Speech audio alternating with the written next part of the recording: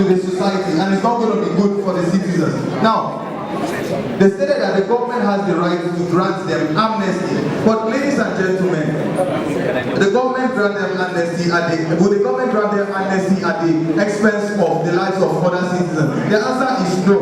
Now, these people are regarded as perpetrators, which means that they are guilty of this war crime. They are guilty of this crime as defined as by opposition leader. Now, ladies and gentlemen, let me ask this.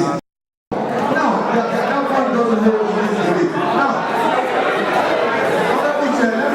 let me move straight to the point that was raised by opposition leader. Now, he stated that prosecution is not killing, it is trying, it is giving them, it is charging them. So in such cases, when the criminal justice system is established and you are prosecuting these people, you're going to ensure, you're going to put closure in place whereby you make further investigation, and if these people are actually guilty, then you put them back in bars, and if they're not guilty, fine, you set them free. Now, if these people are guilty and you put them and you punish them for this, it's going to serve as a deterrent to others. People will learn from it, and they themselves will also change, which is a form of rehabilitation. Now, the opposition leader also also stated that when these people are punished, it's going to serve as a rehabilitation to these people, and a rehabilitation to they themselves, the criminals, and then deterrent to others. Now, I'll go straight to why we win this debate. Honorable Chairman, we have reported all the points of the opposition, of the government bench, and then let me give a quick summary. Now, the government side is saying that prisons are congested. Amnesty means they are monitored. Now, they also saw persecution from the part of killing the prisoners, which is not right based on their definition. They spoke about being remorse. Now, they also, the opposition side, the opening talked about money without social order is nonsense. Now, loss of investors and believe that criminal justice will not serve social contract. That is what they brought on board. The point of the government bench, and then we have established the criminal justice system in this case, where we brought on board where we brought on board closure, deterrence, retribution, and rehabilitation, which is the best way to solve this problem. Give them more edge to commit further crimes. And Honorable Chair, this is why we win this debate. Thank you very much, Chief Uenr, for your speech.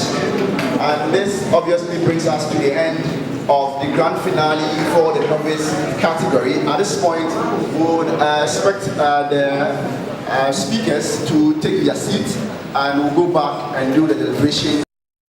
Very soon we're going to do the announcement, of course, and also the roll call for those who are doing the other grand finale. Of course, that's the whatever big guy, so to speak. And so Tafa will take charge of that particular one. And so the debaters, please take your seats.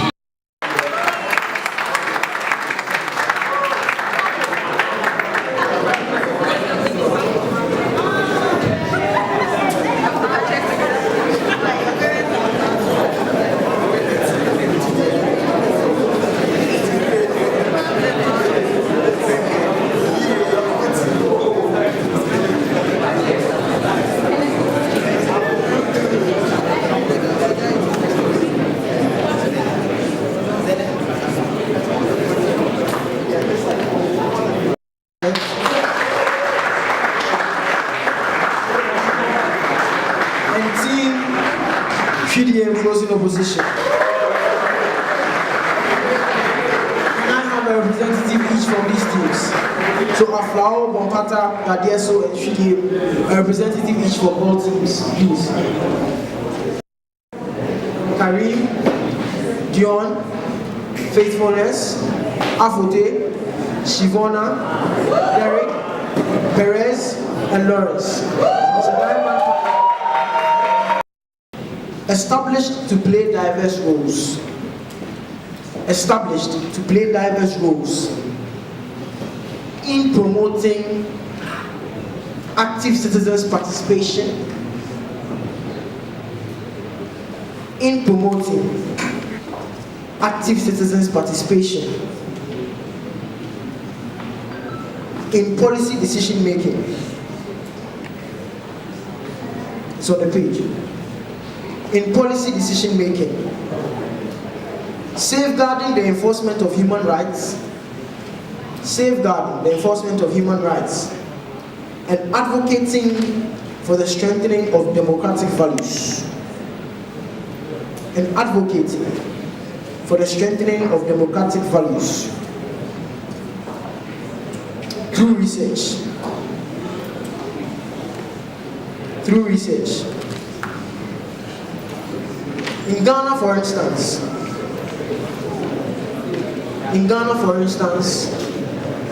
there are many such groups.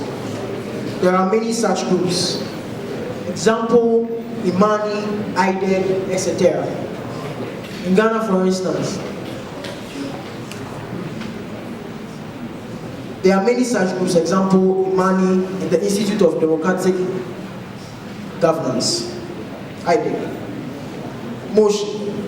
This house will grant civil society groups like African Heights Foundation voting rights in general elections. This house will grant civil society groups like African Heights Foundation voting rights in general elections. Your time starts now. Please, we ask that we have a lot of silence. We beseech you not to allow the things that happened during the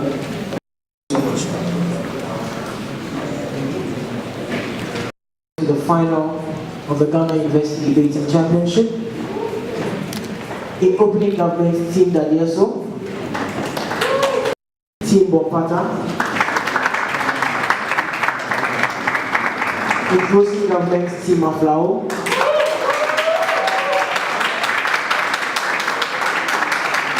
And in closing opposition, Philip. This house will grant civil society groups like the African Heights Foundation voting rights in general elections. We invite the Prime Minister to open today's debate. Here.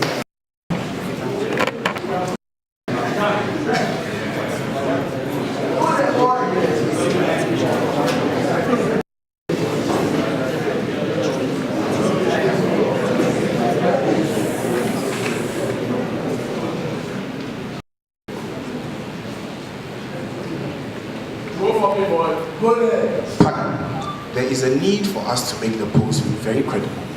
Supposed to influence democratic policies, i.e. policies that are supposed to reflect the will of the people, and also policies that are feasible enough to be able to change the course of democratization and all that in developing countries. We think importantly, today's debate happens in developing states, i.e. African states mostly, where there are growing democracies and there's a need for us to uphold those democratic structures. Second thing in framing, we think these civil societies are like bodies that promote democratic principles that are difficult to buy because there's no incentive or there's no need for them to make money. That is how we get the money.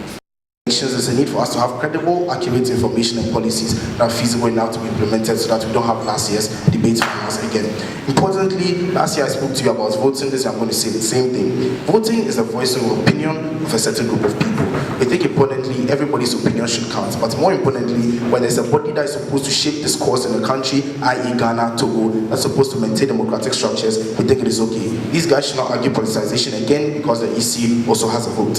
Importantly, we think that these civil societies are affected by government policies just the same way they are felt by the citizens. So importantly, we think there's a level for them to be able to act, but I'm going to tell you how just advocacy is not enough in status quo. Importantly, we also say members of civil societies have votes individually, but there's a need for us to coagulate the voices of these people. Importantly, that's what we're going to argue in today's debate. A couple of things then in my speech. One, advocacy is not enough. We don't think it is okay for Imani, Ghana, and African Heights to stand on podiums and say, government, be democratic, allow freedom of press, don't be corrupt, and all those things. We think importantly, just like the way advocacy goes, it is empty and it's like an empty barrel if it doesn't go into action. We think importantly, there's a need for us to incentivize these people to make sure that they do their work well. But we say advocacy is not enough. There should be a level of action, i.e. voting, because of how it affects policies. We think bodies that have the ability to vote also have the ability to affect policies. So when a body is supposed to promote like free corruption and all these things in a country, we think it's okay for you to allow them to vote. But importantly, we think like granting the voice is okay, but it's even better when you give them the opportunity to directly influence the outcome of elections. We think importantly, this is going to influence the outcome of elections. That's what we concede from opening government. But we think that the outcome is good because of the way these civil societies work, because they are not politicized, they get money from like outside sources, i.e. they need credibility. So there's no way these bodies are going to be politicized like the things that closing up is going to talk to you about. But importantly, today I'm going to argue double effect and not double jeopardy. One, when an action is going to be taken, we think in as much as there could be many adverse effects that will come out from that action, importantly, we should look at the good that it brings to the system or the society that we want to solve, like that we want to help, right? So let's look at the Ghanaian society or the Togolese society or South African society, where we want to eschew issues of corruption and embezzlement from people like Jacob Zuma and like Mahama and all these people. We think it is important that people are able to influence the outcome of elections. How do they influence this outcome of elections? Give civil societies the mandate to be able to directly influence these things. We think importantly, today's debate is not just about granting anybody's voting rights, because everybody has a voting rights. These guys are going to argue how there could be interest growing up in all these places. We say already in status quo, people vote based on tribal lines and all those things. We think that should not be a debate in today's, that should not be an example in today's debate. Because importantly, I've told you time and again how these people thrive on credibility. There's a need for them to maintain credibility across the global continent, across the global spheres. That is the only way they continue to get funding. Importantly, what these guys are supposed to prove in today's debate is how it negatively affects the election system. We say there's precedence to that, we don't buy any argument. But importantly, let's argue how it induces more responsibility. We say from opening government that everybody that's supposed to have a vote has a certain level of responsibility. They owe it a responsibility to make sure that posterity and even those who live in now get better policies that are able to affect democracies. We think the building up of democratic structures that are not just a function of the human beings there, but are a continuous sphere, and whatever happens is important. Of how there's a need to empower bodies who can directly influence policies that will build very good structures beyond the 21st century. This debate is not about the current generation, as these guys are going to make it be. It's about both the current generation and everybody that comes after us. There is a need for us to make sure that the next generation that comes after us benefits from the good policies that like IDEC and all these people preach. Importantly about today's debate, let's make the polls reflect the voice of the people. Not only that, let us make it also reflect the goodwill that people have towards society. To the extent where the voice of the people does not necessarily reflect good policies, we think that voice is null and void. Make the policies that affect us positively. Give these people a vote. Proudly opening government. We welcome the leader of the opposition to open today's case for opposition. This debate seeks to speak to should a facilitator participate in active voting, right? Someone whose interest and someone whose aims is to make sure that citizens participate. Should that person have the right to actively participate in the voting? And that is what we argue against from opening opposition. Sure, right? So what do these guys tell us? These guys tell us that, well, they should have the ability to influence decisions. That is already ongoing, right? The ability to influence people to make decisions is ongoing. That is the restraint they already have. We feel that that is in the pure metric, in the pure form of influence, because at that point in time, these are actually voices of the people, right? And the entire argument is on bringing out the voice of the people. But if you want to bring out the true voice of the people, then that influence should be on the people and not necessarily on the outcome of the election. They characterize these groups as being international funding, and that in itself speaks to the fact that these groups are not independent bodies, right? The fact that they have international funding means that they of themselves are not independent. Where your money from means that from where your money comes from, that is where you are able to control, right? So the fact that they are even able to be controlled by international organizations speaks to the fact that they are not independent bodies, and therefore giving them an ability to influence our election and influence our polls is very, very problematic, and we find that to be very, very wrong from our side of opening opposition. We argue that the advocacy they do is enough, and even if they don't do it, even have extra burdens that they have extra duties, such as putting pressure on the government, right? They also have pressure groups, right? There are also other groups that they use to hold the government accountable. So you do not need this extra participation that these guys try to argue. What do we bring you from open opposition? We tell you that voting rights is tied to one, firstly, territorial rights, right? That is the assumption that the territory is yours, and therefore you have a right to do it, right? Ghana is for Ghanaians. That is why Ghanaians are the only ones who can participate in voting. If you're, especially, we tell you that these groups, right, are not territorial in nature, right? They do not belong to Ghana, right? They are not Ghanaian in nature. Therefore, we cannot allow them to actually participate in our voting rights, due to the fact they do not have the territories, right? The second thing is that citizenship is very, very important when we are talking about voting rights, right?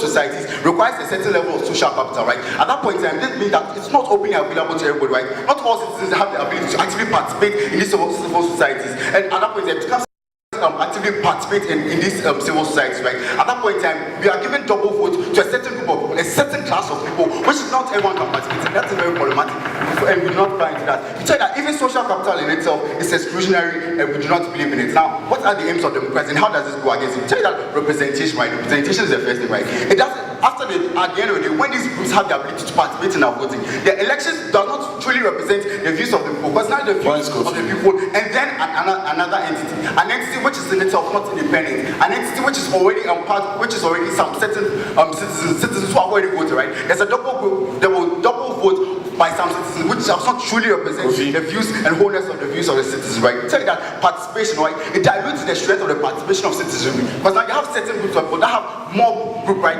More capital to influence our vote, more abilities and more opportunities to now determine who becomes the president, and we do not buy into that. Accountability, tell you that after a lack of neutrality, it marks your ability to call out groups that are doing wrong, right? Tell you that now that they've adopted a group, right? It impedes their ability to be neutral, to call out wrongdoings, to call out the government for doing the wrong thing, because at that point in time, they actually voted for the government, and then it makes it more difficult for them to call out these things, which is very, very problematic. So engage the frame and stop playing hide and seek. How do you ensure that these bodies adequately influence the outcome of elections by making sure that the policies that they preach are actually effected in government? As you already said, the polls should represent the views of the people. If it is influence you are talking about, you can always influence the people to influence the elections. They do not need this extra participation you are talking about. Especially, that leads to the next point, right? Utility is the most important thing when government is looking out for policy, right? Government policies must strive on a certain level of certainty. Certainty is important. These groups are also part of the citizenry. These groups are also part of the citizens which you claim are biased. These citizens which you claim that do not give them the right vote are they ready. So at that point in time, you cannot be certain that these groups are they ready. We also give you the vote that you're looking for, right? Certainty is not guaranteed in model. You see the fact that these groups are also made up of these same citizenry which they claim to be a wrong, right? There's a certain level of fallibility with these groups because they're also made up of the same citizenry which are preaching against. What have we argued from open opposition? The first thing we argue is on the fact that voting is based on your territorial rights and then your ability to identify as a citizenry, which none of these groups have, right? They do not have a territorial rights. They cannot actively claim citizenship. The second thing we argue on is why these civil societies are also exclusionary in nature. Why certain big groups of people cannot even partake in the activities of these civil societies, and why that's fundamentally problematic.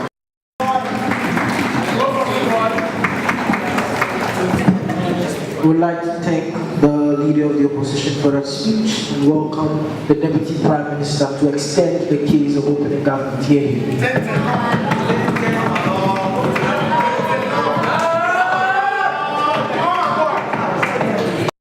Influenced by foreign bodies, people that give them money and everything.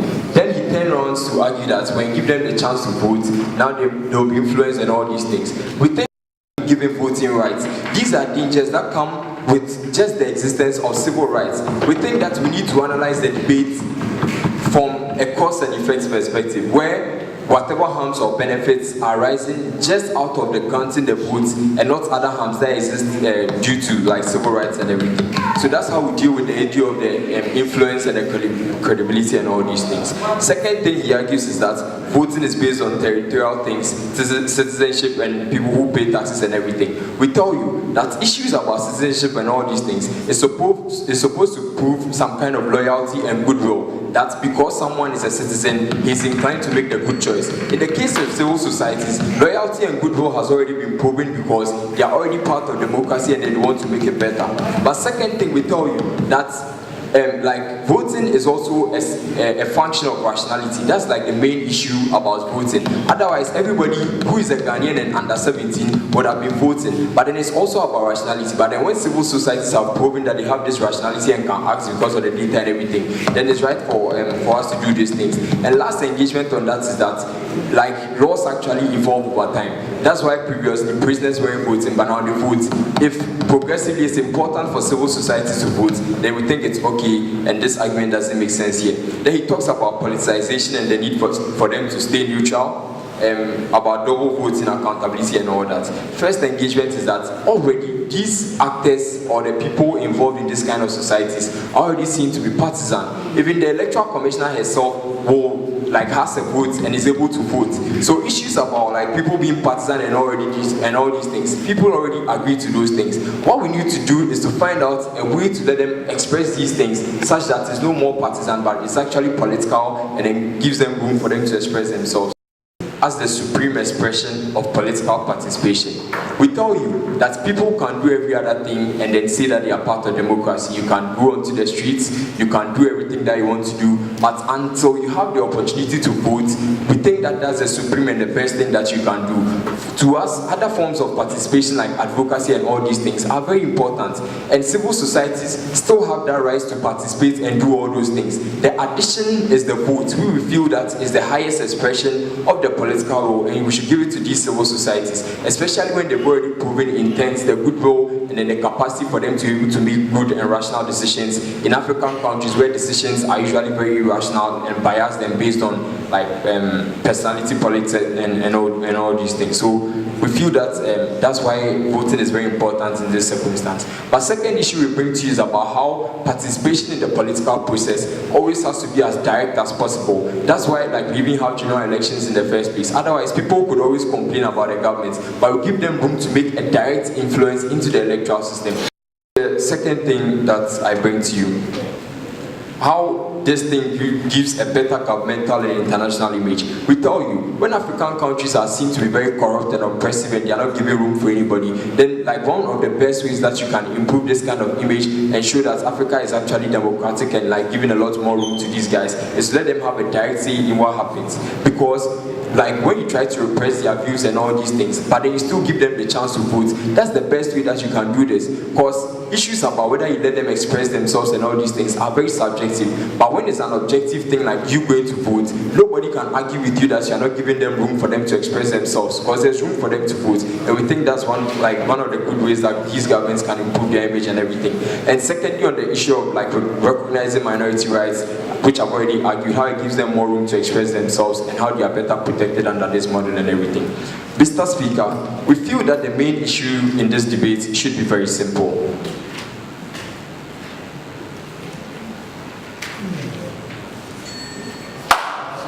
Crucial roles in nation building have a better say in choosing governments. And we say yes, because they can always scream, they can always participate, they can influence people and do everything, which is already given in the status quo and which we are still protecting.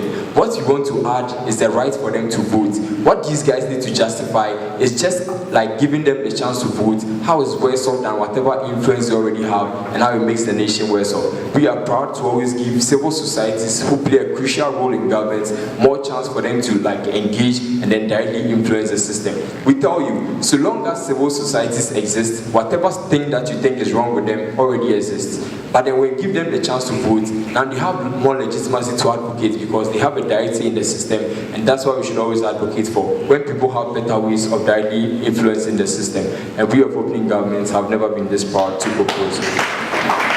Minister, for that speech. We welcome the Deputy Leader of the Opposition to extend the keys of opening up. First thing I would like to say is thank you, Kofi, for winning us the GDC Trophy 2018. But to what happened in this debate? The first thing we say is that civil organizations should never participate in our democracy. They can influence it, as Kofi tells you, that they can facilitate the process, but it should never be direct participators, right?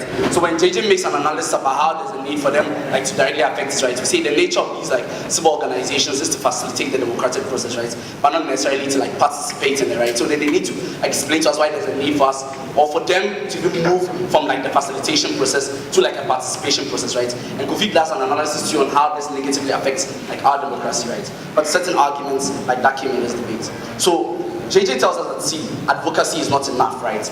Then Kofi tells you or later analyze to you about how this entrenches the narrative that democracy ends at the polls, right? So you realize that with Africa, the reason why like democracy like is suffering is because people believe that democracy ends at the polls, right? They don't believe like how they can affect these systems to hold these governments accountable and all these things, right? So like after they vote, then no citizens like necessarily interested in like holding the government accountable, taking them to court and all that, right?